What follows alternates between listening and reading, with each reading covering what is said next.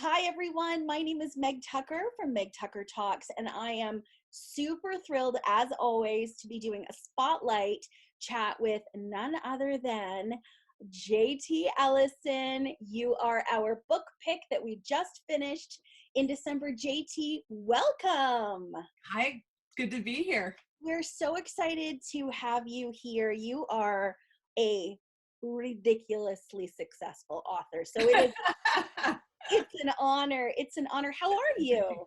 I'm doing really well. I'm doing well. It's a pretty day. I'm writing a little bit this morning and going to the gym this afternoon and just, the usual on deadline panic. And then now we've got holidays too. So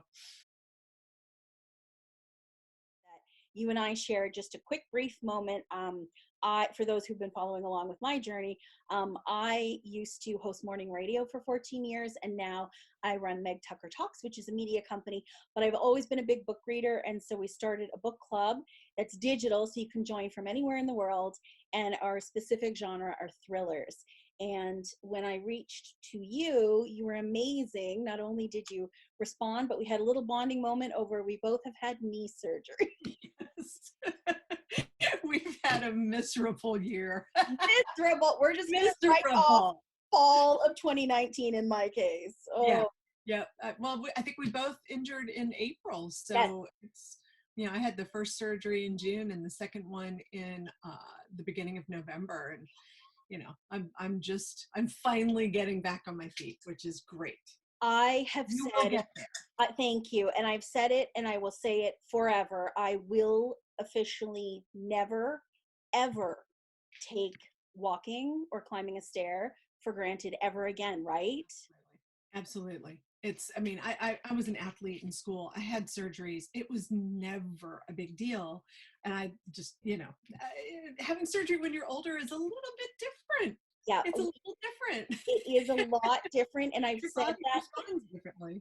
You heal a little slower in my case. And I think the best way we've described this is that we were wildly unprepared. We had no idea that it was going to be this intense. Yeah, no, absolutely not. I don't think anybody was expecting that. What's harder, writing a book or getting through knee surgery? What's hard is writing a book whilst getting through knee surgery. Can't even. It's been the creative process has really been damaged for me this summer, and it's something I'm just now starting to come to grips with. It's like, wow, I spent all of this time working on something that's not working. And just this weekend, I've had to admit that and say, all right, I'm going to go and do something different and start it over. And it's so much better. And my brain's working, but my brain just wasn't working all summer long. Anesthesia really screws up your mind. And again, I've had other surgeries, but I've never had anything like this. Did you have the same thing? Did it just kill your creativity? I did. Meniscus surgery is no joke. And I've heard that people who've had, full knee replacements, they're up and moving. My doctors said to me that because of where the meniscus is located, there's such a limited blood flow. It's just the most delicate to heal. And yet everything was out of sync. I gave it about a week to a week and a half. And then I told my husband, I have to go onto Amazon and I have to order some sort of a desk that I can put over me in bed. And we brought in my laptop and I started to get as much of my work. A lot of my work is social media type work, so I can get some of it done. But I'll tell you, it's a mind game. So I get it. Yeah. It was tough. It was very tough. Everything's affected. Well, girl power. We're girl back. Power. Absolutely. Absolutely. And now I'm dying to talk about, I am literally losing my mind, and we can't talk too much about Good Girls Lie, but that's your brand new book. It is. It's coming out December 30th. Oh, excited for that. But today we are talking about Lie to Me, which was recommended by you to me as a great starting point for the book club. And this did not disappoint. Oh, good. So good. And this you've had out for a couple years. So you've probably, you put this baby to bed a long time ago. How long did it take you, JT, to write Lie to me. It was, I wrote it kind of in fits and starts, because I was working at the time. I was also co-writing with Catherine Coulter. Yes. So it was one of those books that I kind of sandwiched in between one of ours that had taken longer than I expected. So it was, kind of a truncated time frame. My husband took me to Paris for a big birthday. And it was a big 5 birthday. And I'd never been. I took French for years in school and everything, but I had never actually been to Paris. I was very intimidated by the whole idea of going. But we went. I fell head over heels in love. I went to Montparnasse, and I was absolutely devastated by, it is not the movable feast that you think you're going to see. It's very, very different. But while I was there, sitting in a cafe, drinking a glass of champagne with my Moleskine, because, I'm a writer in Paris, the whole thing. Absolutely. And I actually had an idea. It was an interesting kind of, I wonder if I could write a story about a writer who comes to Paris and gets wrapped up in a murder.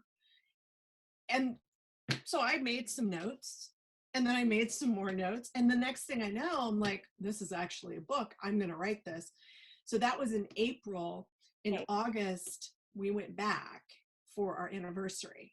Amazing. Because by that point, I knew this was something I was doing for sure. And it was different. It was new. It was only the second standalone I'd ever written. And it was an opportunity for me to level up, to really, I could just feel that this was going to be the book. This was going to be the book that was going to, either break me in pieces, or people were really going to dig it. And so we went back, and I wrote large swaths of it while I was in Paris. So almost all the Paris that you see in the book, and I'm not ruining anything. Don't worry. It's okay. It's okay. There is Paris in the book. I wrote while I was there, and it was just the coolest thing.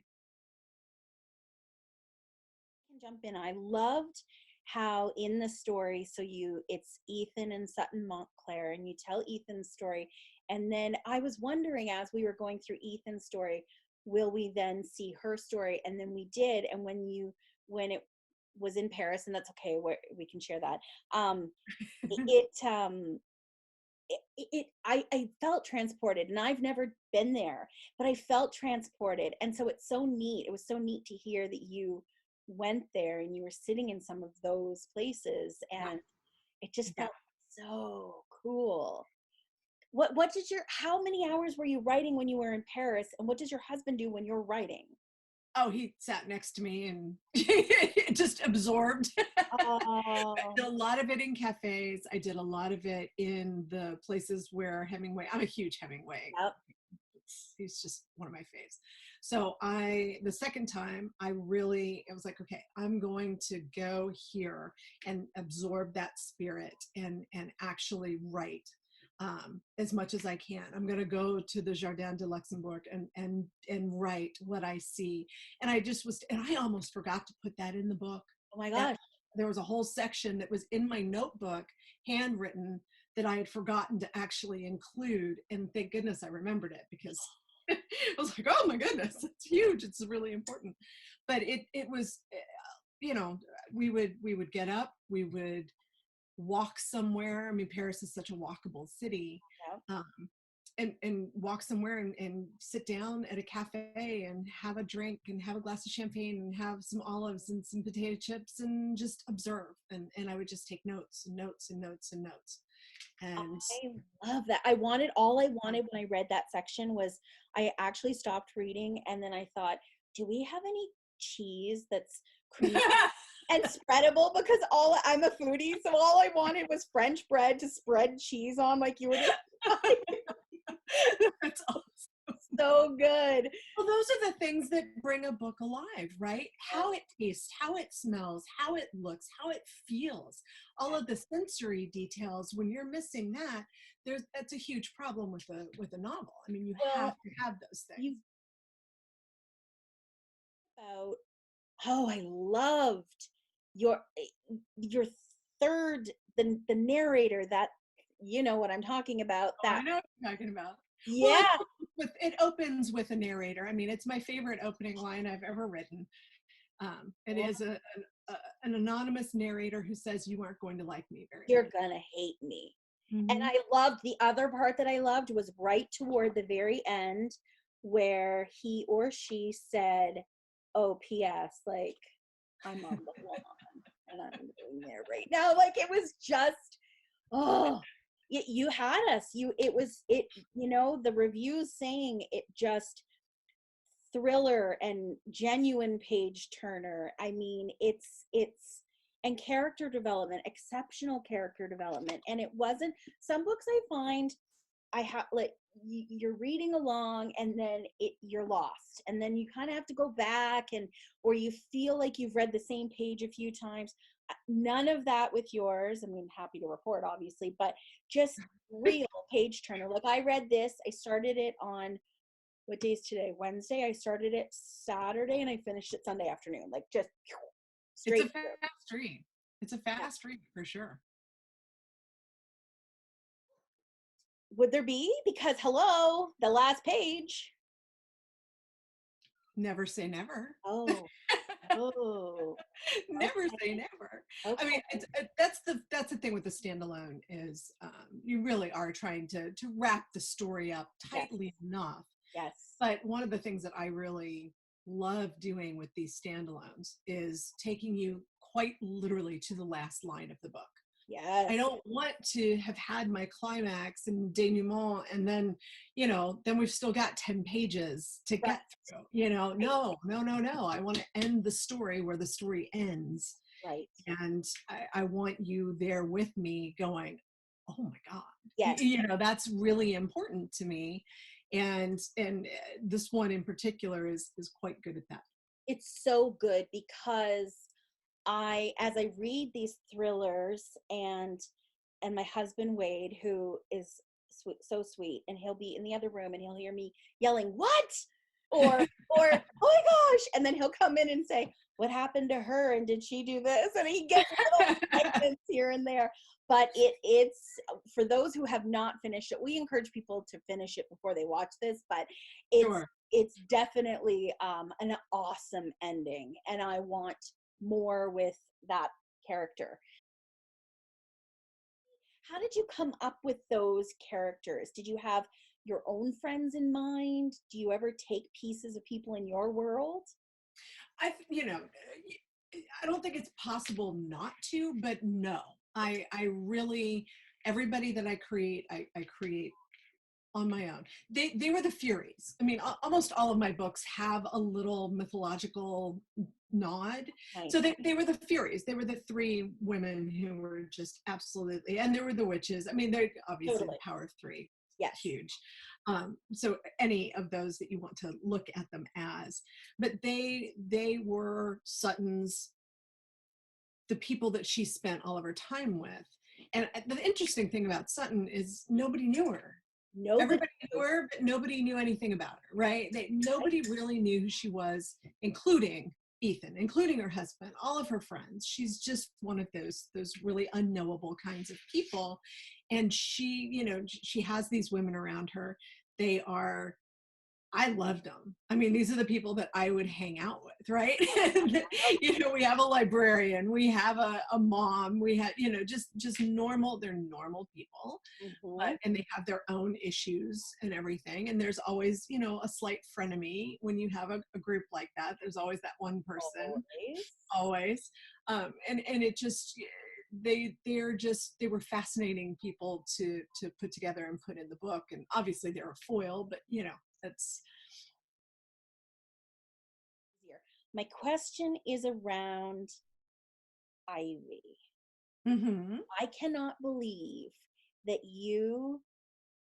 we learned the initial story about Sutton being in the Starbucks and running in and then sitting with Ivy, and then at the very end we find out that it was the opposite. And there were so many times that you did that to us where I'm thinking, what? So there were a lot of moments where you think it's one way, and then, like you said, Ethan found out it was completely a different way.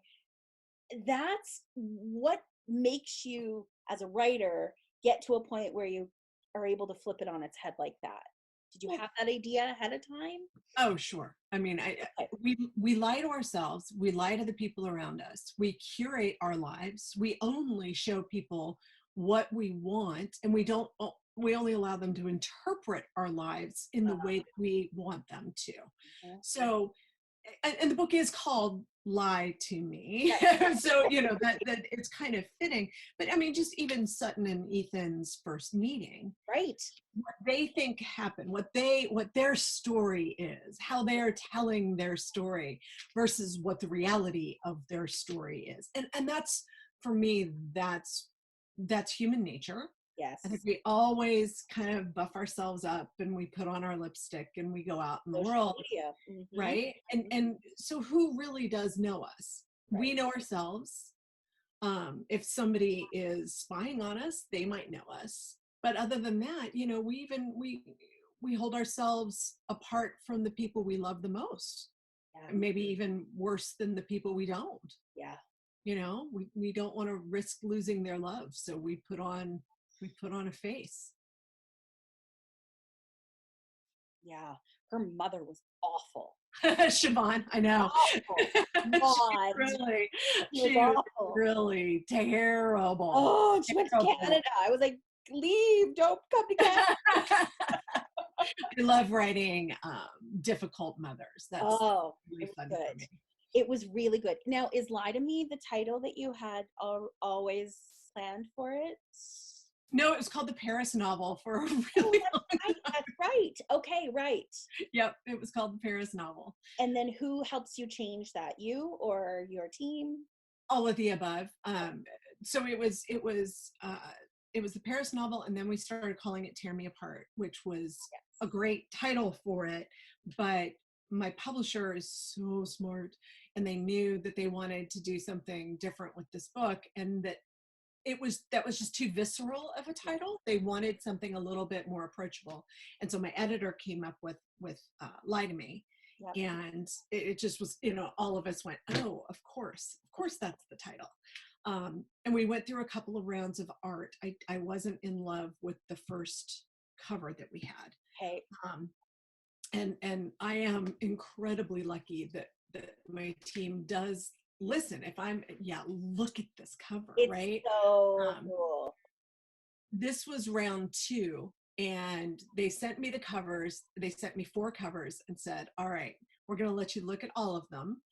Hopefully you're going to pick the same one that we did. And I mean, that one was just, and I came back and I'm like, oh, it's the white one. And they're like, yes, that's the one we like too. It was a lot of work on the back end to make sure we had the right title, we had the right cover, and bless them for putting that kind of effort in for me, because they liked the book too. Everybody kind of liked the book. Enjoy, this is trade, right? Trade paperback. That's trade paperback. I enjoy trade more than anything. I find that probably as I get older, I enjoy this more than the little paperback. And hardcover, I'm okay with, but I enjoy this the most. Do you have a preference? I do as well. So it's an interesting progression, because I started it in mass market paperback. Yep. Which at the time when I started in publishing, that's what crime fiction authors started in, right? And romance. Everybody started in mass market. And as you built up, then you built into a hardcover career. Trade paperback was just something they did for like historical fiction. It was not a normal, it was a new format. They were used to mass market or tall mass markets. $7.99, $9.99, but this in between was not something that the US market was doing. Canada was doing it, Europe was doing it. Mm-hmm. That was, that's the primary format instead of mass market in Europe is trade. Right. So I like the price point. I think it's a lot more accessible. Instead of 26, it's 16. Sure. So when you start getting discounts, that's great. I think it's easier to read. It's easier to hold. You can throw it in your bag. Yep. It's a little more substantial than paperback, so you've got a slightly bigger font. They're easier to read. Yep. So I went back and forth for a number of years. Obviously, I wanted to be a huge hardcover bestseller. You know, that would be awesome. But I also want my readers to be able to get as much, you know, get the books in the way that they want it. Yeah. So we now release in simultaneous format. Love. So there's a library hardcover, because the libraries still really want hardcovers, because obviously the durability of them. Interesting. The trade paperback, which is the big format for most people. Yep. And places like Target, you know, they love trade paperback. Yeah. Costco, that's kind of their thing. And then digital. So all three come out at once. Nice. Kind of kills my ability to get on the New York Times list, because it spreads things across three formats. Wow. Yeah. But it's more important to me to get the readers the format that they're comfortable reading. That is so interesting, and I've never asked that question, so I love your response to it. And as someone who purchases over, I guess, borrowing from a book from a library, this is what I've gravitated towards. I actually had the choice of this and the smaller paperback, but I always go for this. It's a great, you know, 2 years later, that format is still selling. The paperback just came out. Yep. In April. So it was a tall paperback. Yep. And it's done really, really well, but it's still, the trade paperback is still just sitting there selling along with it, it's the coolest thing ever. I think eventually that's going to be the format. The print format will be trade. I had a Kindle for a while, and I've read a few books on there, but I'm in my 40s. I mean, I need to hold the book. You need to hold the book. I need to hold the book and throw it in my bag when you go to the beach, you know. Are you feeling like Lie to Me ended the right way? Was there ever an alternate ending? Is there anything you want to wrap it up with? There was an alternate ending, actually. It didn't end the way it did originally. And my editor wrote back and she said, it's too nice of an ending. A book like this, they can't have a happily ever after. That's not going to work for this. And she had an idea, and I got in and I started messing with it, and it was a good idea, but it wasn't right. And so I was like, all right, if we're going to do that, I'm going to end it the way I did, which people either love or hate. Yep. I've gotten some emails saying, what?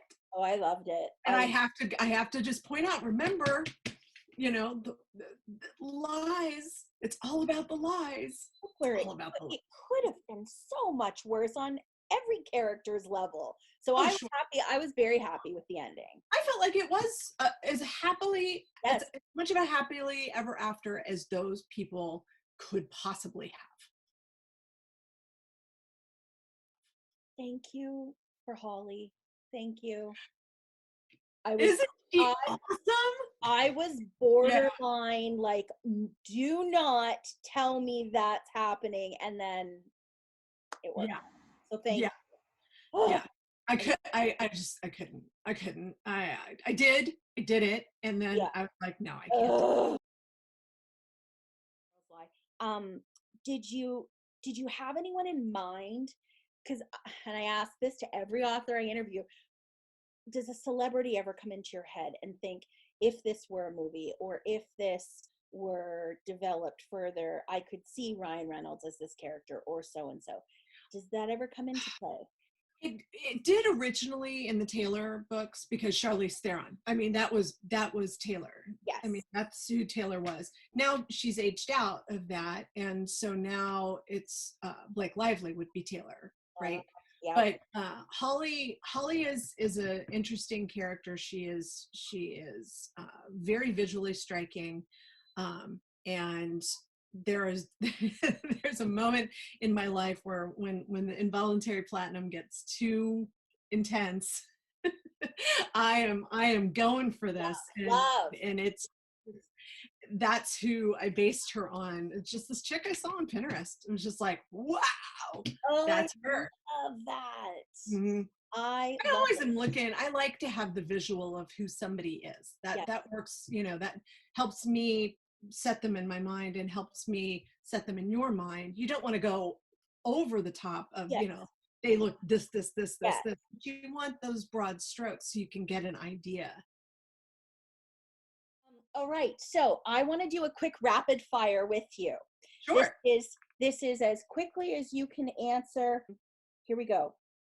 Best time for you to write? Afternoon, like 3 or 4 in the afternoon. Okay, that's wild. How do you celebrate end of a book? Oh, with champagne. And I'm usually wearing my very old Harvard t-shirt. It's my good luck t-shirt. The day that I think I'm going to write the end, I put that on in the morning, and that gets me through. So, and then when I'm done, there is drinking.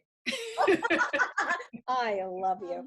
Guilty pleasure TV series or show that you might be watching? Oh, I'm watching his Dark Materials right now, which is, I wouldn't say a guilty pleasure. I love Mrs. Maisel.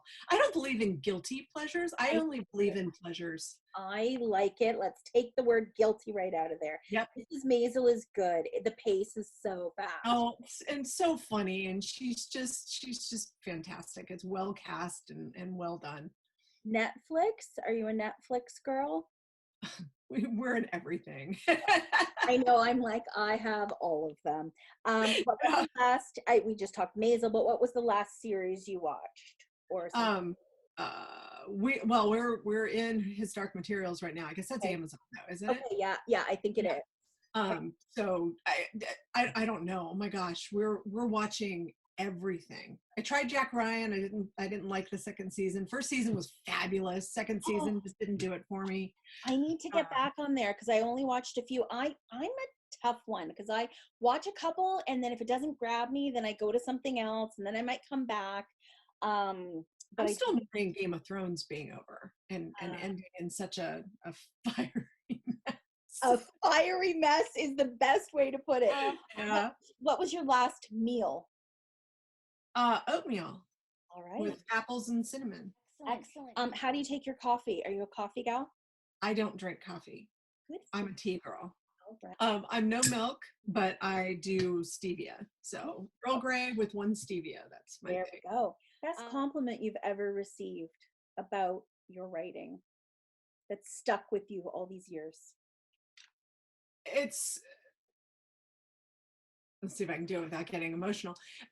I get emails every once in a while from people who they've been in the hospital with a dying parent or a dying spouse or a dying child, and the book gave them respite from it, and they were able to actually have a moment of transcendence where they were away from the horrible situation. And then they write me and they say, hey, thank you for giving.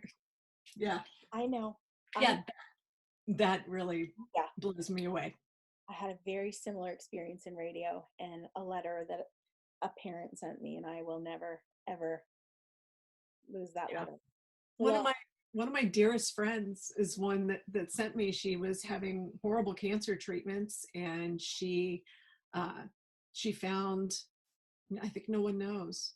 Or no, it was Taylor. It was the first Taylor book, All the Pretty Girls. And she read it, and she ended up reading the series, and she felt like it got her through her entire chemotherapy. And she's well now, and which is wonderful. She beat it.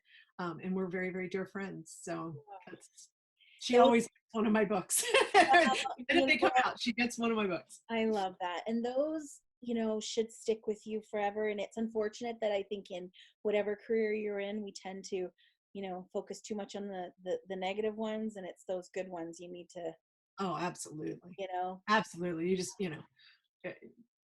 people are entitled to their opinions. Listen to the ones that you've touched. Absolutely. Do you have any celebrity crushes you want to share? Obviously, we know you're married, but. Let's see. I've always had a thing for Charlize Theron. Yes. And I've always had a thing for Kevin Costner. Love. And Blake Lively and Ryan Reynolds. I got tons. I love it. So if you had to put a dinner party together, we'd see all of them at a scene. Oh, absolutely. Absolutely. So Good Girls Lie is your new book. I cannot wait. Did you purposely, does Ivy Prep, the school they're at, did that have anything to do with Ivy? It did not. Ah, But it's yeah, they're a silent Ivy. The Good School is an all-female elite boarding school called Good, Goode. love. Just a little play on words. I think that started just as a joke, and then it was like, oh no, that's the Perfect. name of the school. It's perfect. Yes. Good girls are always good until they're not. Oh, But it is. I am thrilled and excited about this book. Good as a silent Ivy. The girls get to go wherever they want, right? They can write their ticket to any school. There's only 200 of them. There's a lot of traditions and secret societies, and the setting is really important. This is a Gothic thriller. There's ghost stories.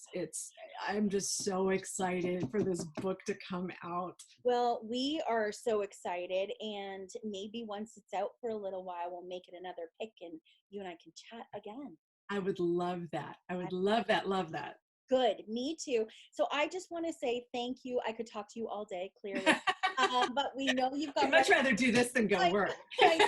You've got writing to do. We both have knee exercises to do. Yes, I know. We got to do our physio. Right. But thank you so much. It's been an absolute pleasure. For those who are just finishing up, Lie to Me, JT Ellison. What's JT stand for? Oh, I could tell you, but then I would have to kill you. All good. We won't have that happen. Not this close to the holidays. We love you so much. And thank you for being just such a gift to us all. Thank you. I appreciate it. This is you. fun.